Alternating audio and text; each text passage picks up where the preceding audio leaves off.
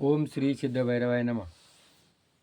बघा आपल्या भारतामध्ये ही विष्णूचे म्हणजे कृष्णाचे 4 ठिकाणे आहेत. बद्रीनाथ, जगन्नाथपुरी, रामेश्वर आणि तिरुपती बालाजी. जीवनात आल्यानंतर हे 4 धामे केल्यानंतर माणसाला काय मिळते? मुक्ती मिळते. तर ही जगन्नाथपुरी जे ठिकाण जे आहे, तर इथं चंद्रवर्मा नावाचा राजा राज्य करीत होता आणि शेजारीच नीलमाधव मंदिर होतं. नीलमाधवाची कृष्णाची मूर्ती होती आणि त्या राजाला असं वाटायचं का आपण आता ह्या नीलमाधवाचं दर्शन घ्यावा. मग त्याने एक ब्राह्मण पाठवला का तिथली चौकशी करायची आणि तिथं शेजारीच एक राजा राज्य करीत होता आणि ती चौकशी केल्यानंतर खूप सुंदर मंदिर होतं नीलमाधवाचं. आणि मग राजा दर्शन घेण्याकरता गेल्यानंतर ते जायच्या अगोदर त्या मंदिरात वादळ आलं, समुद्राचं तुफान आलं आणि ते मंदिर नाहीसं झालं. जेव्हा तिथं राजा गेल्यानंतर त्या राजाला कळलं का हे मंदिर नाहीसं झालं आणि मग त्या राजाच्या स्वप्नात जाऊन सांगितलं का राजा ही मंदिराचं काम तू कर. बघा भारतात तेवढं भव्य मंदिर असं कुठंच नाही. असं त्या राजानं मंदिर बांधलं. मग त्या मंदिरामध्ये मूर्ती स्थापना करायची होती. तर त्या राजाच्या स्वप्नामध्ये भगवंत गेले का ज्या वेळेला कृष्णाचा देह पांडवांनी विसर्जन केला, हाडं सगळी जळली पण कृष्णाचं हृदय काय जळलं नाही. आणि मग नारदाने येऊन सांगितलं का ते जे आहे ते तुम्ही समुद्रात टाका. आणि ते हृदय समुद्रात टाकलं आणि त्या याचा त्या हृदयाचं बलराम आणि कृष्ण आणि बलराम, कृष्ण आणि सुभद्रा असे 3 मूर्ती त्या लाकडापासून बनवल्या. आता याचं वैशिष्ट्य असं आहे का ज्या वेळेला याची कृष्णाची आई हे कृष्णाचं माहिती सांगत होती काय का कृष्णाचे याच्यामध्ये कृष्ण कसा वागतो, कसा राहतो, तिला त्याचं प्रेम काय.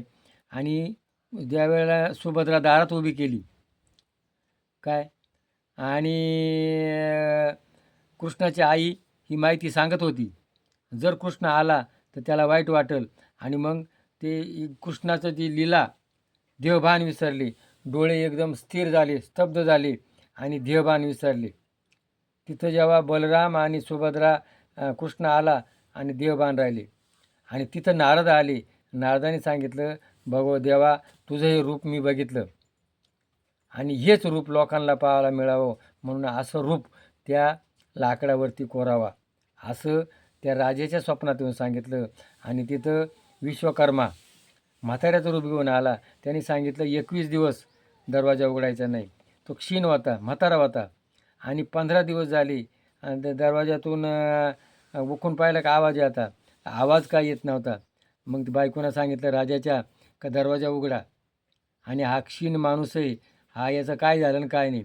तेव्हा त्या मूर्ती फक्त तोंड झाली होती, डोळे झालती, अर्ध्या मूर्ती होत्या. आणि मग दरवाजा उघडला आणि भगवंतानं सांगितलं राजाला बस एवढ्याच मूर्ती पाहिजे. आणि बघा त्या ज्या मूर्ती 12 वर्षांना नवीन बनवल्या जातात आणि त्या बनवणाऱ्याचे डोळे बांधले जातात आणि त्या मूर्ती बनवतात. त्या मंदिरामध्ये असे 10 वैशिष्ट्य आहे. मंदिराचे दरवाजा, मंदिराचं 200 फूट उंचीचं मंदिर आहे आणि त्याचा दररोज झेंडा बदलावा लागतो. जर झेंडा नाही बदलला तर 12 वर्षे मंदिराचा दरवाजा बंद होणार.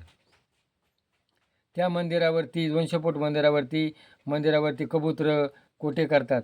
त्या मंदिरावर कोणताही पक्षी बसत नाही. इतर मंदिरांना कळस असतो, त्या मंदिरावर काय सुदर्शन चक्र आहे आणि ते फिरताना दिसतं. तर त्या मंदिरामध्ये जाताना बाहेर समुद्राचा आवाज येतो, मध्ये गेल्यावर आवाज येत नाही.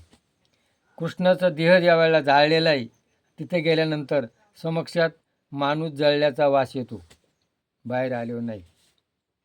त्या मंदिरामध्ये प्रसाद केला जातो, तो संध्याकाळी 7 वाजेपर्यंत, तो नंतर काहीच शिल्लक राहत नाही आणि कोणाला तोटा येत नाही. त्या मंदिरावर लाकडी स्वयंपाक केला जातो. लाकडाच्या भट्टीवरती एकाविकाचे 7 भांडे ठेवले जातात. पहिलं खालचं शिजायला पाहिजे, पहिलं वरचं, दुसरं, तिसरं, शेवटचं येतं. म्हणजे प्रत्यक्षात भगवंताचं वास्तव्य तिथं आजही आहे. तिरुपती बालाजीला तिथं दिवा जाळला जातो, तो दिव्यात तेल टाकलं जात नाही, तो दिवा आज अखंड जळतो. त्याची बोट कापलं, त्यातून रक्त निघालं. याला बद्रीनाथला तिथे आजही दिवा जळतो.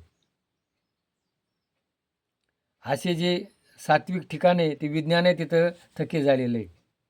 तर असं ही जगन्नाथपुरी आहे, हे कृष्णाचं धाम आहे. तिथं जीवनात आल्यानंतर तुम्ही हे 4 धाम करा, तुमच्या जीवनाचं कल्याण होईल. जय भैरवनाथ महाराज की जय.